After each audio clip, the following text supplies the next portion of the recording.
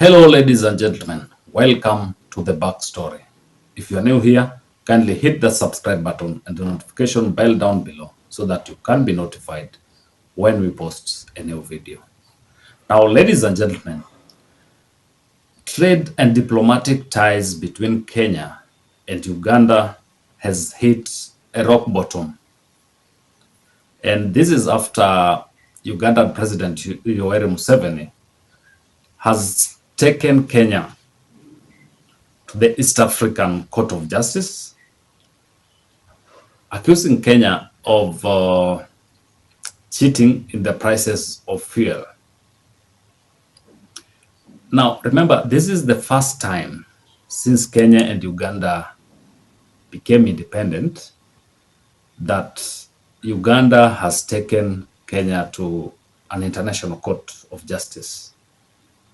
And this brings to question the bromance between President Yoweri Museveni, and William Ruto. You know, when Ruto came into power, there was this image which was created that they were very close friends with Museveni. This started way back before even Ruto came into power.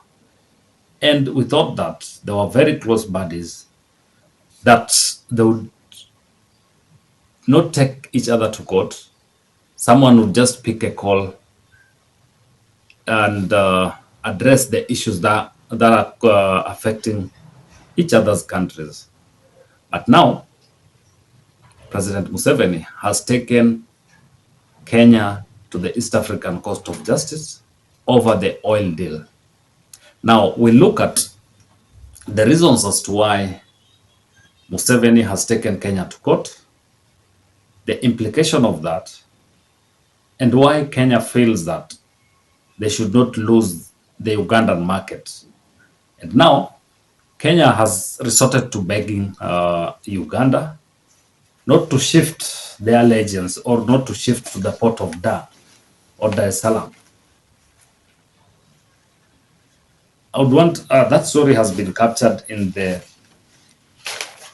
Business Daily, yesterday's Business Daily, on page 15, where they say that Kenya lobbies Uganda to stick to the port of Mombasa for petroleum imports. Kenya lobbies Uganda to stick with Mombasa for petroleum imports.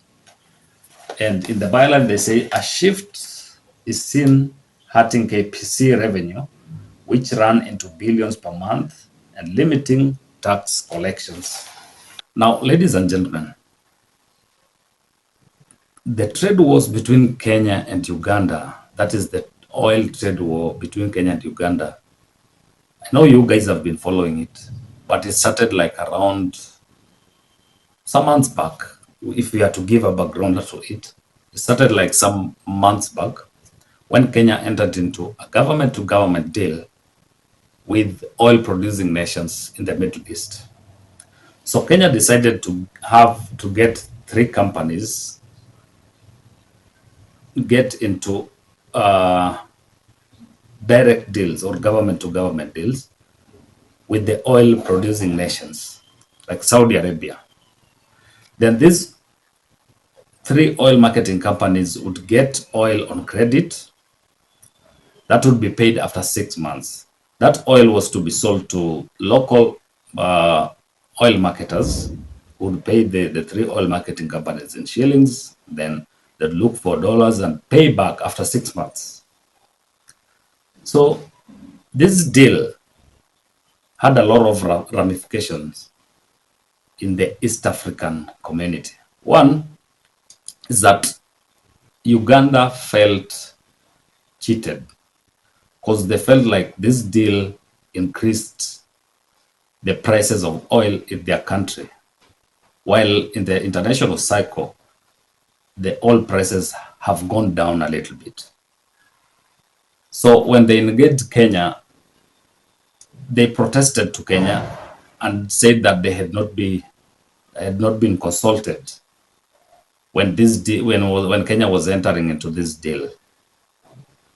So in their protest, Uganda wanted to know how they could benefit out of this. But since they talked about not being consulted, they had to repeal some of their laws so as to empower their national oil marketing company, UNOC, to get into deals with oil producing nations so that they could also buy oil directly and sell to Ugandans, because they thought that now this was going to a better deal for them. So in doing so, they would buy oil and import them directly without bypassing the local oil marketing companies. So they would buy oil, then transport it through KPC, Kenya Pipeline Company, then to Uganda, where they'll now sell to their local marketing companies. Remember, over the years, Kenya oil marketing companies have been buying oil under the open tender system. In the open tender system, guys would bid for oil from those oil producing countries, their oil marketing companies, then they'd buy, then sell, transport that oil and sell to Ugandans. Now, in this deal that UNOC or Uganda National Oil Company wants to or has brokered, they'll eliminate the Kenyan oil marketing companies. They'll not be involved in any way. So what does that mean? It means that there will be revenue lost. The Kenyan oil marketing companies will lose the revenue. Look at it this way. The Kenyan oil marketing companies, if you've been traveling along this corridor, that is Mombasa, Nairobi, Busia to Kampala, you've been seeing a lot of trucks transporting oil from Mombasa to the border of Busia all the way to Uganda. Those were being done by marketers, Kenyan oil marketing companies in collaboration with the Ugandan oil marketing companies. But if UNOC goes ahead with the deal that they have right now, that means they are going to eliminate the Kenyan oil marketing companies. So in return, these oil marketing companies are going to lose business. The truck drivers that they have employed, the trucks that they have bought that maybe they are servicing loans for, all that. And then the business along this corridor from Mombasa, Mtito Andei, Mlolongo, Nairobi, Naivasha, Salga, Busia, and all that.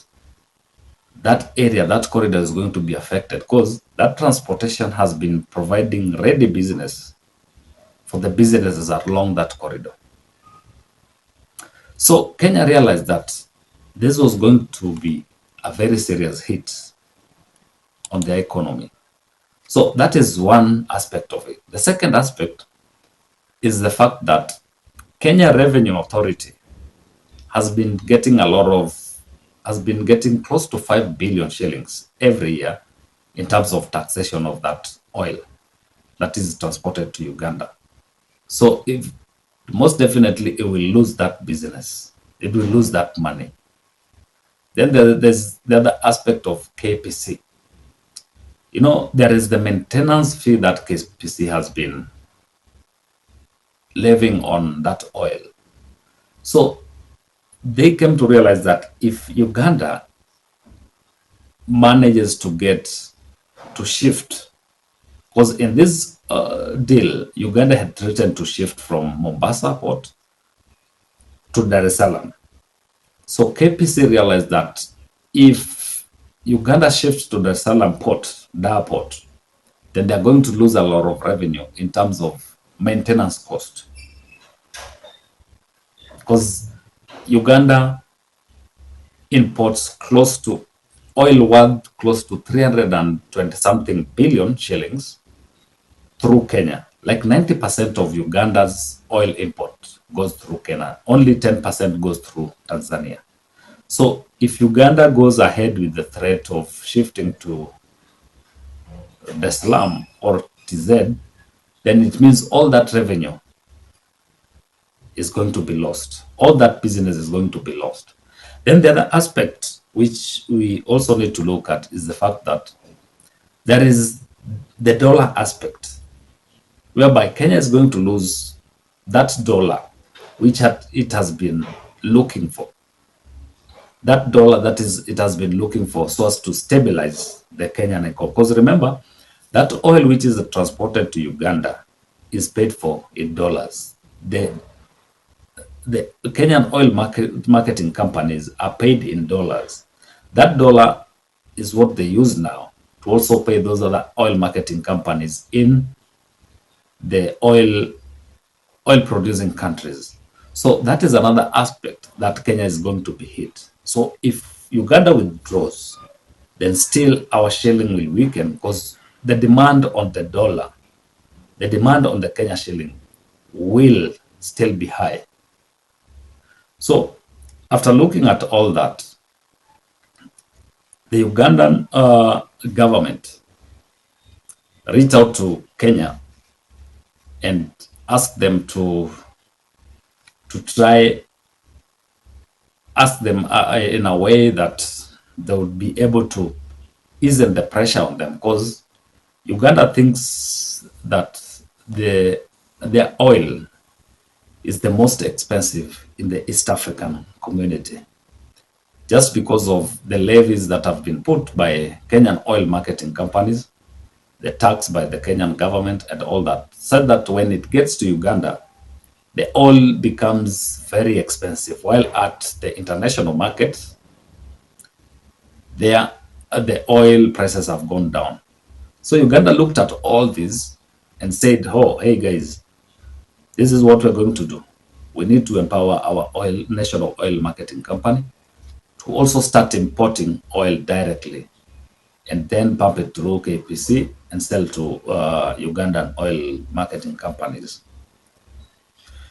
But Kenya, having realized this mistake, came up with a raft of issues that they wanted the Uganda National Oil Company to fulfill before they could allow them to start operating in Kenya. Because Kenya told them that for them to do that effectively, they had to register the Uganda National Oil Company as an oil marketing company in Kenya. And they came up with a raft of measures through EPRA. EPRA gave them like a raft of measures that they need to put in place so as to be registered as an oil marketing company. Some of them were that they needed to have a depot in Kenya. They needed to show that they have like oil filling stations, a depot that could accommodate the oil that they are going to import. Because if they didn't have a depot, then it means there was going to be a lot of pressure on the Kenya Pipeline Company infrastructure. So if they had a depot, then they would pump the oil, put it, save it in their depot, then they would sell it to the Ugandan oil companies. But a situation whereby they don't have a depot, then it means the pressure on the Kenya power infrastructure would be too much. So after looking at all this, Uganda told Kenya that there were some issues that they were willing to work on so that they could register. But there are some that they found to be very difficult. So there has been a back and forth between Kenya and Uganda. Now, after looking at all this, President Yoweri Museveni's government has decided to take Kenya to the East African Court of Justice. And some of the issues that have been raised by the Ugandan government they're talking of feeling like being cheated by Kenya in the whole oil saga. Because they're raising key issues whereby they're telling the East African Court of Justice that the international prices have gone down while Kenya is selling oil to them at exorbitant prices. Then, in all this, they devised a way, just as I've explained, in which they can import oil directly. And Kenya has put a raft of requirements for them in order for the national or Uganda National Oil Company to operate in Kenya. One was to register, and two was there are several issues. There was the proof of an annual sale of close to 6.6 million liters of super petrol, diesel, kerosene, ownership of a licensed petrol depot, and at least 5 retail stations locally.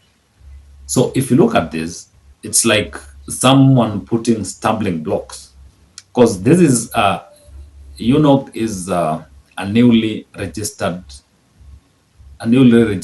kind of oil marketing company.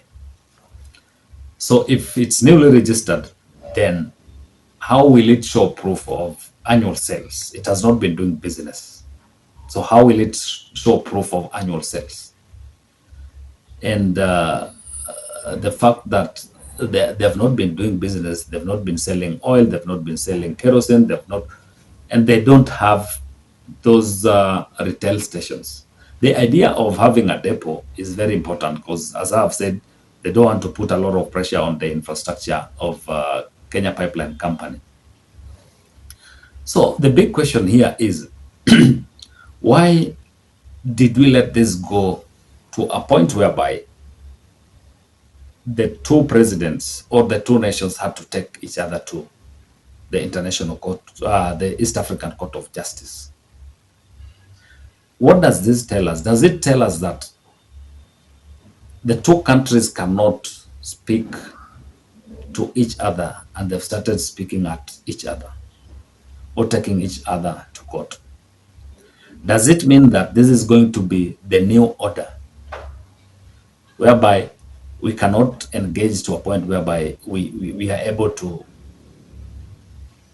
to conclusively work on matters that affect us mutually?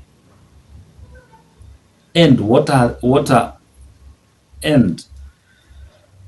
is the effect of this on the East African community? What is the effect of this on our integration as East Africans?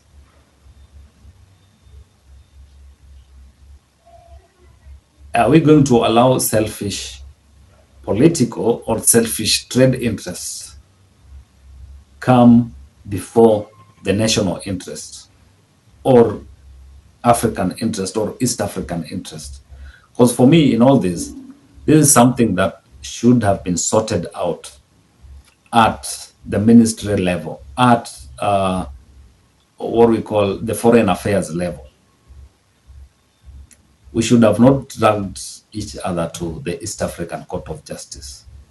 If there are bottlenecks here and there, if there are issues that the Ugandan government felt that were not being addressed well by the Kenyan government, then they should have we should have addressed all these issues in a diplomatic way. Because Kenya and Uganda have been doing trade for years and years. We are brothers and sisters. We've been doing a lot of trade. Now remember, Uganda is Kenya's largest trading partner. And in all our trade with Uganda accounts for close to 11% of Kenya's total exports. The last 1 year, Kenya exported goods worth 873 billion, of which 97.16 billion went to Uganda. And Uganda as well has been exporting a lot of goods to Kenya, even though Kenya put a lot of restrictions in the last 1 year, has put a lot of restriction on the importation of Ugandan goods, calling them Ugandan goods into the country. But the fact that Uganda remains our largest trading partner means that the way we are going, we are going to stifle not only oil trade between the two regions, but we shall stifle trade in other goods. There will be a lot of back and forth between the two countries, and this will affect the common man. This will affect trade that is going on between Kenya and Uganda. So the earlier we solve this diplomatically, the better. Instead of dragging each other into the East African Court of Justice or whatever Court of Justice that the earlier we address this, the better. I think President Museveni has been a friend to Kenya, or Uganda has been a friend to Kenya over the years from independence. And I don't think this is the way to go. So, ladies and gentlemen, that is all from me today. Until next time, goodbye.